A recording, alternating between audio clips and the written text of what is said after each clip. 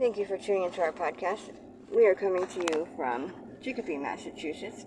I am your host, Carrie, and joining me is Holyoke's very own his local historian and creator of the historical tours of Greater Holyoke, Robert Camus. He offers both public and private tours, as well as presentations of the local canal systems, reservoirs, cemeteries, and churches, as well as various parks and streets in Holyoke, South Hadley, and Chicopee, Mass. Now you actually lead these tours and give these presentations yourself, is that correct? That's right, and I enjoy talking about all different aspects of Holyoke. And today he will be educating us on the Sue Ellen Panitch River Access Center. Okay. So tell us about the Sue Ellen Panitch River Access Center. Okay. Now, this center is found off of Main Street near La Finca, which is the farm, and it was on the edge of the former land of Providence. And it's easy to get into. And at this point, you're going to find a big building called the Sue Ellen Panitch River Access Center. It's a center devoted to the storage of all kinds of boats, of course for a fee, and then the launching of the boats, and to have regattas on an annual basis. So there's something called the Paper City Regatta, and it supports the Holyoke Rose program for adults and for younger people. And it's right at a great place on the Connecticut River. So we're going to talk about that, why it was placed here. And then what the center has been doing. It was started, this building in the year 2000. So this is the year 2023. It's been around 23 years. And its sole goal is to have people have river access for a very low cost. Okay, and now, who was Sue Ellen Panitch? Well, she died in January of this year, 2023.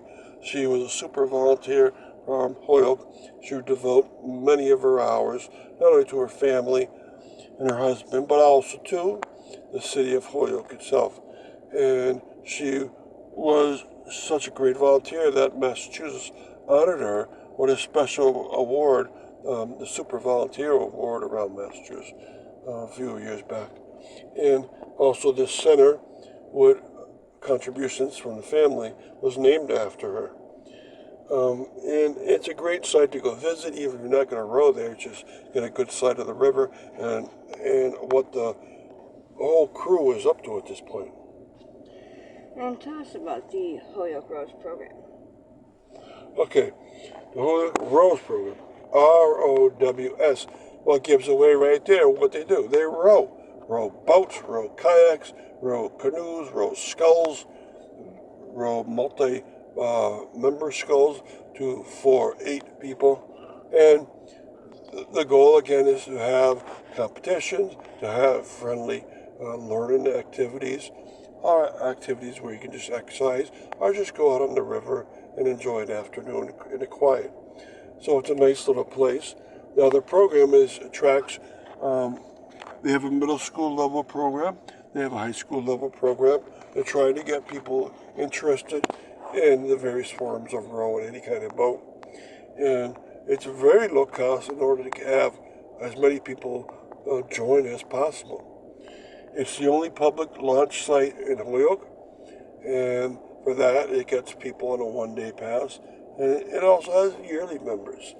So the whole goal is to have as many aspects of as many types of boats up to the very competitive level, which is the Paper City Regatta, down to just the person that wants to go out. So quickly, before we continue with the rest of our interview, just to fill our listeners in, if you want to find out more information or sign up for any of his various tours, you can check out his website at holyokecanaltour.org. And there he has both videos of the stops along each tour and past and present photos of the historical sites throughout as well. And if you're interested in setting up a private tour, you can email him directly at bobcat4214 @yahoo.com. And they are perfect for fun and educational outdoor activities for the whole family, or for your group parties, especially those special occasions and get-togethers. And they are also good just for getting outdoors for the day. So getting back to our interview, why is this an ideal location for such a program and for such an access point? All right, if you ever go there, you'll see it's very, very flat water at that point of the Connecticut River.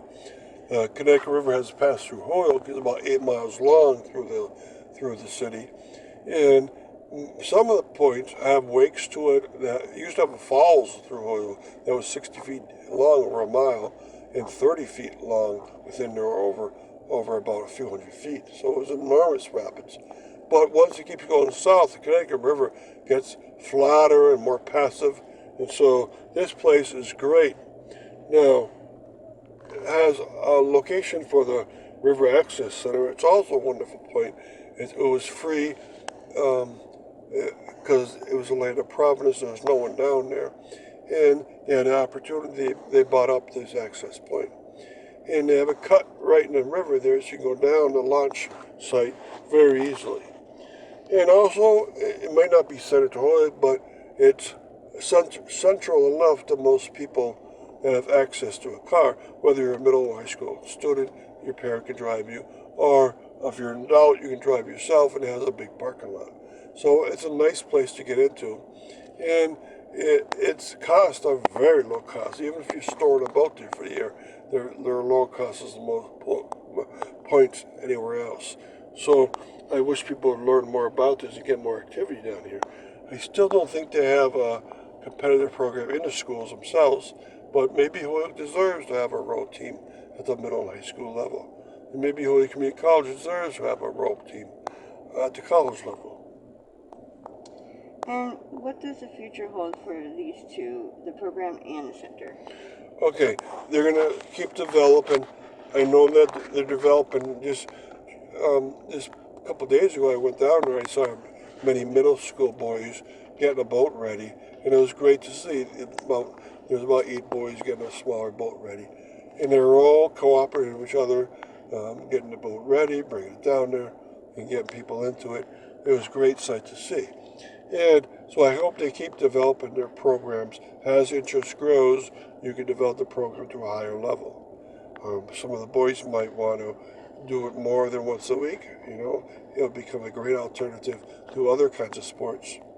And also more adults around Holyoke should get interested in the program and learn about what they have for competition.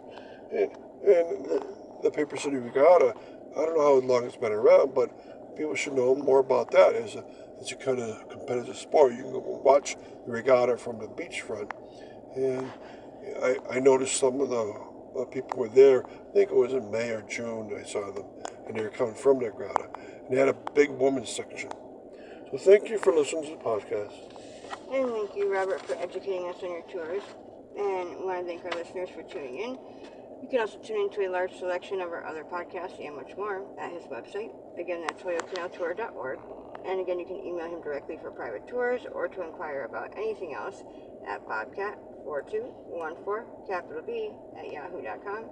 And be sure to keep an eye out for his upcoming 2024 season tours and more as they become available. Thank you for tuning in.